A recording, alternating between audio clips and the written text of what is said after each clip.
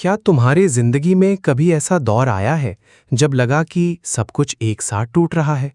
एक तरफ से संभालो तो दूसरी तरफ से बिगड़ जाता है।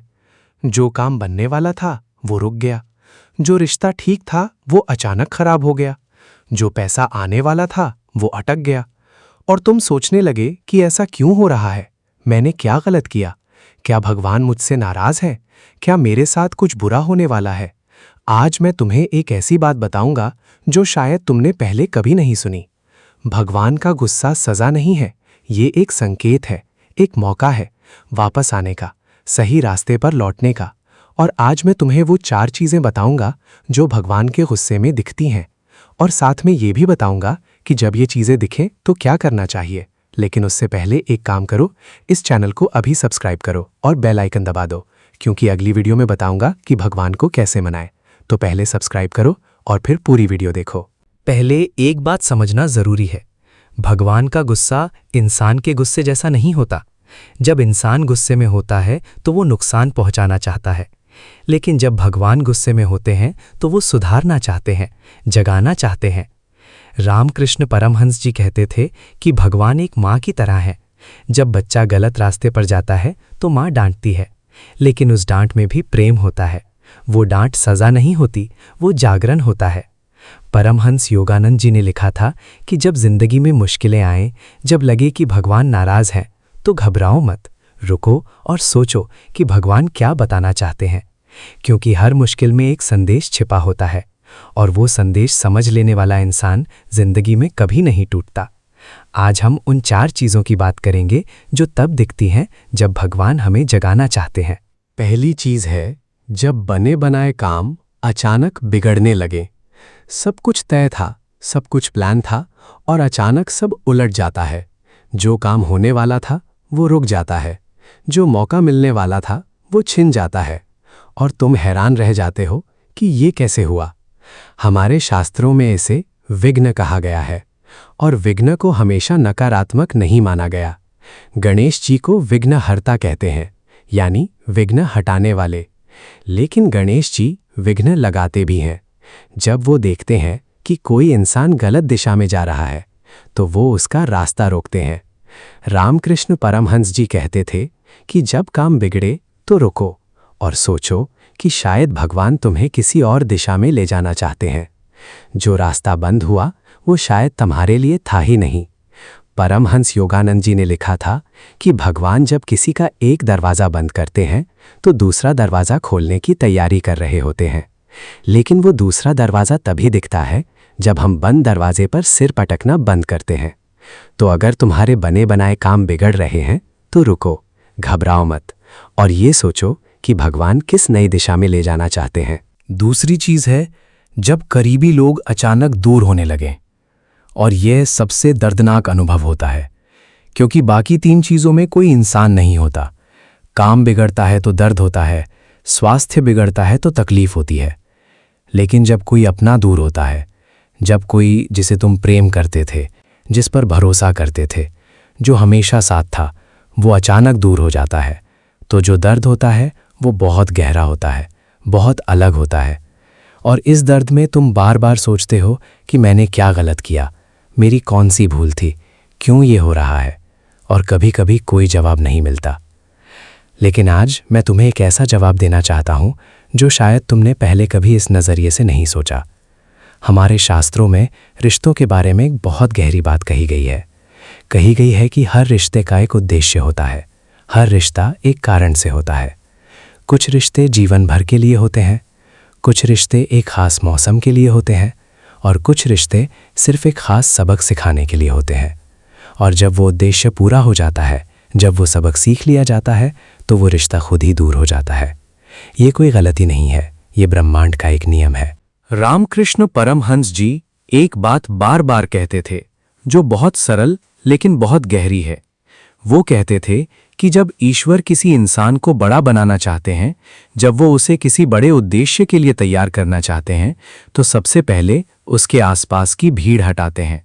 और ये सुनने में अजीब लगता है, लेकिन इसके पीछे एक बहुत गहरा कारण है। जब तक इंसान के चारों तरफ लोग होते हैं, जब तक हर पल कोई ना कोई होता है, तब तक इंसान का ध्यान हमेशा बाहर रहता है, बाहर के लोगों पर, बाहर की बातों पर, बाहर की दुनिया पर। और जब ध्यान बाहर होता है तो अंदर की आवाज़ सुनाई नहीं देती, भगवान की आवाज़ सुनाई नहीं देती।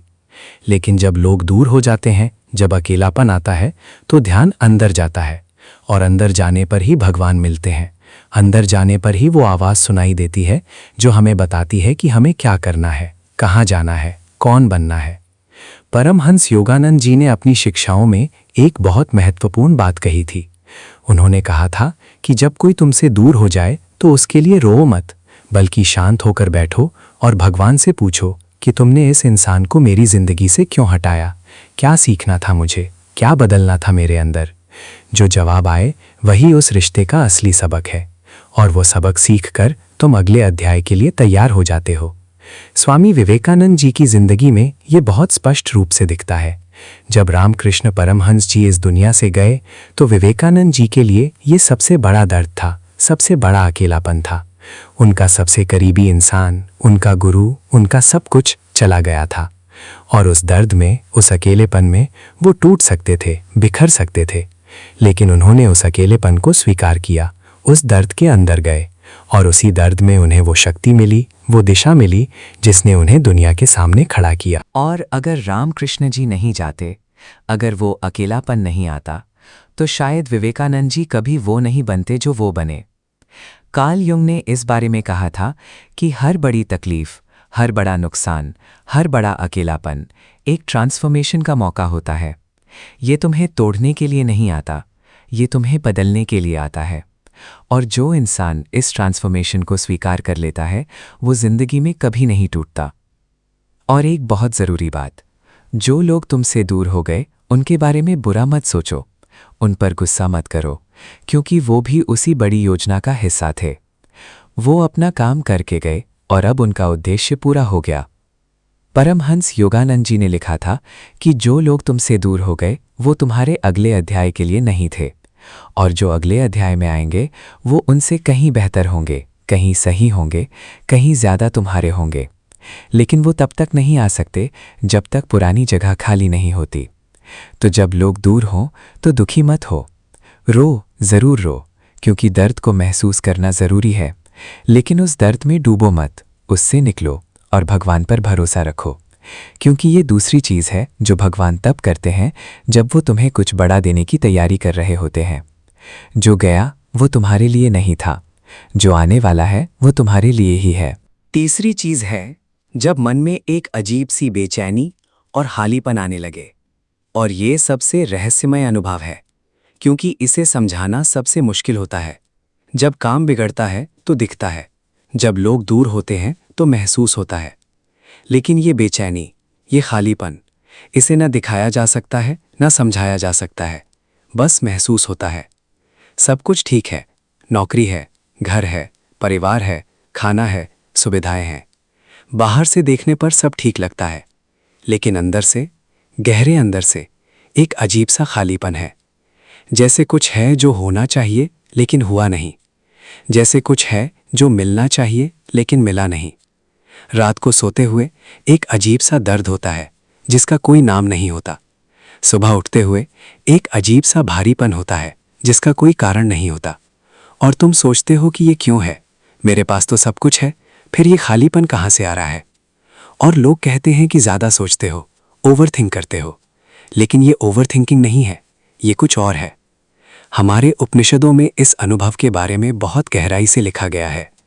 मुंडको उपनिषद में कहा गया है कि आत्मा परमात्मा का एक अंश है, और जैसे एक नदी का पानी हमेशा समुद्र की तरफ बहना चाहता है, जैसे एक दीपक की लौ हमेशा ऊपर की तरफ जाती है, ठीक उसी तरह आत्मा हमेशा परमात्मा की तरफ जाना चाहती है।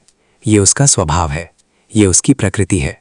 और जब इंसान उस दिशा में नहीं जाता, जब वो उस रास्ते पर नहीं चलता जो उसकी आत्मा चाहती है, तो ये बेचैनी होती है, ये खालीपन होता है, ये तड़प होती है, और ये तब तक रहती है जब तक इंसान अपनी आत्मा की आवाज़ नहीं सुनता। परमहंस योगानंद जी ने इस अनुभव को डिवाइन रेस्टलेसनेस कहा था, और ये नाम बहुत सटीक है, दिव्य बेचैनी, क्योंकि ये बेचैनी दिव्य है, ये ईश्वर की तरफ से है, और इसका उद्देश्य तुम्हें तोड़ना नहीं है, इसका उद्देश्य तुम्हें जगाना है, तुम्हें उस दिशा की तरफ धकेलना है जिसमें तुम्हें जाना है। योगानंद जी ने लिखा था कि जब इंसान उस रास्ते पर नहीं होता जो उसकी आत्मा चाहती है, जब वो उस उद्देश्य से दूर होता है जिसके लिए वो इस दुनिया में आया है, तो भगवान इस बेचैनी के जरिए उसे बताते हैं, कहते हैं कि रुको, ये रास्ता तुम्हारा नहीं है, पीछे देखो और सही रास्ता ढूंढो। रामकृष्ण परमहंस जी के जीवन में ये अनुभव बहुत गहरा था। जब वो युवा थे, जब वो ईश्वर को खोज रहे थे, तो उनके अंदर एक ऐसी बेचैनी थी जो उन्हें चैन नहीं लेने देती थी। वो रोते थे, तड़पते थे, ईश्वर के लिए छटपटाते थे। लोग सोचते थे कि वो पागल हो गए हैं, लेकिन वो पागल नहीं थे।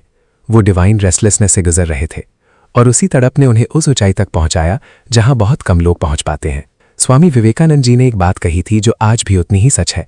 उन्होंने कहा था कि जो इंसान इस बेचैनी को महसूस कर सकता है, जो इस तड़प को जानता है, वो इंसान अभी भी जिंदा है, अभी भी जागा हुआ है, अभी भी बदल सकता है। क्योंकि जो पूरी तरह सो गया है, जिसके अंदर कोई तड़प नहीं है, कोई बेचैनी नहीं है, वो इंसान आगे नहीं बढ़ सकता।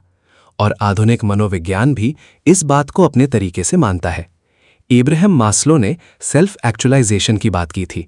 उन्होंने कहा था कि हर इंसान के अंदर एक गहरी इच्छा होती है कि वो अपनी पूरी क्षमता तक पहुंचे, और जब वो उस दिशा में नहीं जाता तो एक खालीपन होता है, एक बेचैनी होती है। और ये बेचैनी ईश्वर का वो तरीका है जिससे वो हमें याद दिलाता है कि हम अभी अपनी पूरी क्षमता तक नहीं पहुंचे, अभी और जाना है, अभी और बढ़ना है।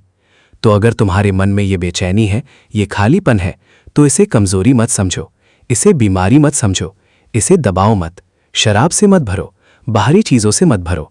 ये खालीपन बाहरी चीजों से नहीं भरता, ये सिर्फ एक तरीके से भरता है जब इंसान अपनी आत्मा की आवाज सुनता है, जब वो उस रास्ते पर चलता है जो उसके लिए बना है, जब वो बनता है जो उसे होना था। तो अगर ये बेचैनी है तो शांत होकर बैठो, आंखें बंद करो और भगवान से पूछो कि तुम मुझसे क्या चाहते हो, मेरा असली रास्ता क्या है, मुझे कहाँ जाना है। जो जवाब आए वही सुनो, क्योंकि ये तीसरी चीज है, और ये भगवान का वो प्रेम है जो तुम्हें जगाने के लिए, तुम्हें सही रास्ते पर लाने के लिए बार बार ये बेचैनी भेजता है। और चौथी चीज है जब स्वास्थ्य अचानक बिगड़ने लगे। और ये सबसे महत्वपूर्ण संकेत है, क्योंकि बाकी तीन संकेतों को नजरअंदाज किया जा सकता था। काम बिगड़ा तो और मेहनत करेंगे, लोग दूर हुए तो और लोग खोजेंगे, बेचैनी है तो काम में व्यस्त हो जाएंगे। लेकिन जब शरीर बीमार पड़ता है, जब शरीर रुकने पर मजबूर करता है, तब नजरअंदाज करना मुश्किल हो जाता है। और ये भगवान का वो आखिरी तरीका है जिससे वो इंसान को रोकते हैं, जिससे वो कहते हैं कि बस अब रुको, अब सुनो। अचानक थकान रहने लगती है, ऐसी थकान जो नींद के बाद भी नहीं जाती, या नींद नहीं आती, रात को घंटों जागते रहते हो, या कोई ऐसी बीमारी आ जाती है जो पहले कभी नहीं थी, और तुम डॉक्टर्स के पास जाते हो, टेस्ट्स करवाते हो, लेकिन कोई बड़ा कारण नहीं मिलता, या मिलता भी है तो दवाई के बाद ठीक हो जाता है, लेकिन कुछ समय बाद फिर कुछ और हो जाता है, और तुम सोचते हो कि ये क्यों हो रहा है। हमारे शास्त्रों में और हमारे आयुर्वेद में शरीर के बारे में एक बहुत महत्वपूर्ण बात कही गई है। कही गई है कि शरीर सिर्फ एक भौतिक वस्तु नहीं है, शरीर आत्मा का मंदिर है, और ये मंदिर 3 स्तरों पर काम करता है। पहला स्थूल शरीर यानी वो शरीर जो दिखता है, दूसरा सूक्ष्म शरीर यानी मन और भावनाएं, और तीसरा कारण शरीर यानी आत्मा। और ये तीनों आपस में जुड़े हैं। जब एक में कुछ होता है तो दूसरे पर असर पड़ता है, और इसीलिए जब मन में कोई बोझ होता है, जब आत्मा में कोई तड़प होती है, जब कोई अनकही बात होती है, जब कोई अनसुनी आवाज होती है, तो वो धीरे धीरे स्थूल शरीर पर भी असर डालती है और शरीर बीमार पड़ने लगता है। आयुर्वेद के महान ग्रंथ चरक संहिता में लिखा है कि शरीर और मन का संतुलन ही स्वास्थ्य है, और जब ये संतुलन बिगड़ता है, जब मन में असंतुलन होता है, तो शरीर में भी असंतुलन आता है। और आधुनिक विज्ञान ने इसे साइकोसोमैटिक डिजीजेस के रूप में प्रूव किया है, यानी वो बीमारियां जो मन की वजह से होती हैं। हार्वर्ड मेडिकल स्कूल के एक शोध में पाया गया कि लगभग 75 से 90% बीमारियों में मन और तनाव का कोई ना कोई योगदान होता है। यानी जो बीमारियां हम सिर्फ शारीरिक समझते हैं, उनमें से ज्यादातर में मन भी शामिल होता है। रामकृष्ण परमहंस जी इस बारे में बहुत स्पष्ट रूप से कहते थे। वो कहते थे कि जब इंसान अपनी आत्मा की आवाज़ नहीं सुनता, जब वो बार बार उस आवाज़ को दबाता है, तो वो आवाज़ शरीर के जरिए बाहर आती है, बीमारी के रूप में, थकान के रूप में, दर्द के रूप में। ये शरीर का वो तरीका है जिससे वो कहता है कि मुझे सुनो, मुझे ध्यान दो, कुछ बदलो। और शरीर वो आखिरी माध्यम है जिससे भगवान इंसान को रोकते हैं, क्योंकि जब शरीर बीमार होता है तो इंसान को रुकना ही पड़ता है, चाहे वो माने या ना माने। परमहंस योगानंद जी ने अपनी शिक्षाओं में एक बहुत महत्वपूर्ण बात कही थी। उन्होंने कहा था कि बहुत सी बीमारियां मन के अशांत होने से आती हैं।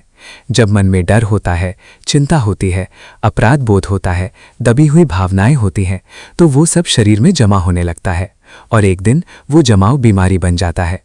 लेकिन उन्होंने ये भी कहा था कि जब मन शांत होता है, जब इंसान सही रास्ते पर होता है, जब आत्मा को जो चाहिए वो मिलता है, तो शरीर खुद ठीक होने लगता है।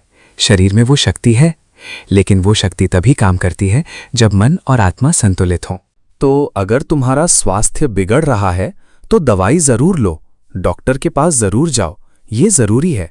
लेकिन साथ में ये भी सोचो, क्या मन में कोई बोझ है जो बहुत दिनों से उठाए हुए हो? क्या कोई ऐसी बात है जो कहनी थी लेकिन नहीं कही? क्या कोई ऐसी भावना है जिसे महसूस करना था लेकिन दबा दिया? क्या कोई ऐसा काम है जो करना था लेकिन नहीं किया? क्या आत्मा को कुछ चाहिए जो नहीं मिल रहा? और जब इन सवालों के जवाब मिलें, जब उन जवाबों पर काम हो, तो देखो कि शरीर कैसे ठीक होने लगता है। क्योंकि ये चौथी चीज़ है जो भगवान तब दिखाते हैं जब वो जगाना चाहते हैं, जब वो कहना चाहते हैं कि बस बहुत हो गया, अब रुको, अब सुनो, अब बदलो। और ये शरीर का बीमार पड़ना सज़ा नहीं है, ये प्रेम है। भगवान का वो प्रेम जो तुम्हें रोकता है, जो तुम्हें झकझोरता है, जो तुम्हें कहता है कि वापस आओ, सही रास्ते पर लौट आओ। और जो इंसान इस संदेश को समझ लेता है, जो इस संकेत को पहचान लेता है, वो न सिर्फ शारीरिक रूप से ठीक होता है, वो आत्मिक रूप से भी ठीक होता है, और तब सच में जिंदगी बदलती है। तो ये थीं वो 4 चीज़ें जो तब दिखती हैं जब भगवान हमें जगाना चाहते हैं। पहली, बने बनाए काम बिगड़ना, ये नई दिशा का संकेत है। दूसरी, करीबी लोगों का दूर होना, ये नए और सही लोगों के आने की तैयारी है। तीसरी, मन में बेचैनी और खालीपन, ये आत्मा की पुकार है। और चौथी, स्वास्थ्य का बिगड़ना, ये शरीर का वो संदेश है जो कहता है कि रुको और सुनो। लेकिन एक बात याद रखो, ये चारों चीज़ें सज़ा नहीं है, ये प्रेम है। भगवान का वो प्रेम जो तुम्हें गलत रास्ते से वापस बुलाता है। रामकृष्ण परमहंस जी कहते थे कि जिस इंसान पर भगवान की नज़र होती है, उसे वो कभी गलत रास्ते पर नहीं जाने देते, और जब वो जाने लगता है तो भगवान उसे रोकते हैं, और ये रोकना ही प्रेम है। परमहंस योगानंद जी ने कहा था कि हर मुश्किल एक मौका है वापस आने का, सही रास्ते पर लौटने का और भगवान के करीब आने का। तो अगर ये चीज़ें तुम्हारी ज़िंदगी में हो रही हैं तो घबराओ मत, रुको, सुनो और भगवान से पूछो कि तुम मुझे कहाँ ले जाना चाहते हो। जवाब ज़रूर मिलेगा। और अगर ये वीडियो तुम्हें अच्छी लगी तो इसे उस इंसान के साथ ज़रूर शेयर करो जो इस दौर से गुजर रहा है। इस चैनल को सब्सक्राइब करो और बेल आइकन दबाओ। मिलते हैं अगली वीडियो में। जय गुरुदेव।